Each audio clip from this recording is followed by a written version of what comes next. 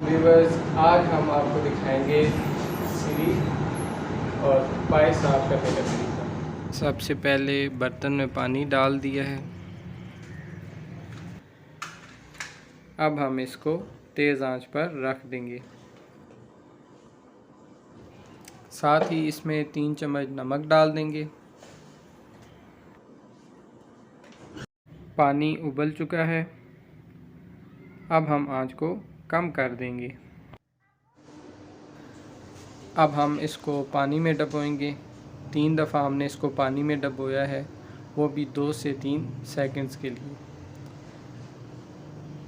आपने इस बात का ध्यान रखना है कि इसको ज़्यादा देर पानी में नहीं डुबोना, वरना इसकी स्किन सिकुड़ जाएगी और फिर बाल आसानी से नहीं उठेंगे।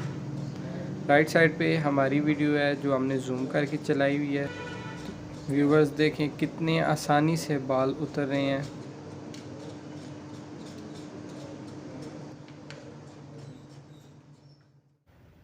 पाए तो साफ़ हो गए हैं। अब बारी है सीरी को साफ़ करने की। इसके लिए हम एक कप की मदद से गर्म पानी इस पे डाल देंगे।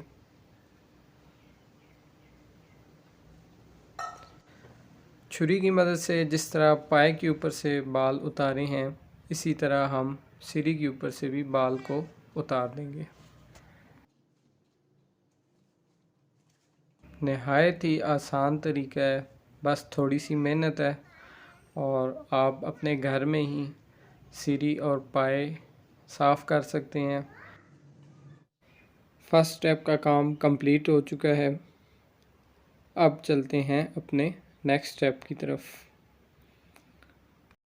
अब हम इन्हें आग पर सेंकेंगे और इस चीज़ का ध्यान रखना है कि इनको ज़्यादा देर आग पे नहीं सेंकना, वरना ये जल सकते हैं।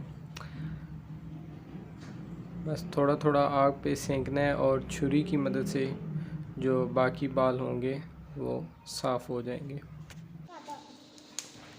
इसे हमने आगे से तकरीबन 3 मिनट से ज़्यादा आग पे रखा है और फिर डंडे की मदद से इस तरह उतार लिया है।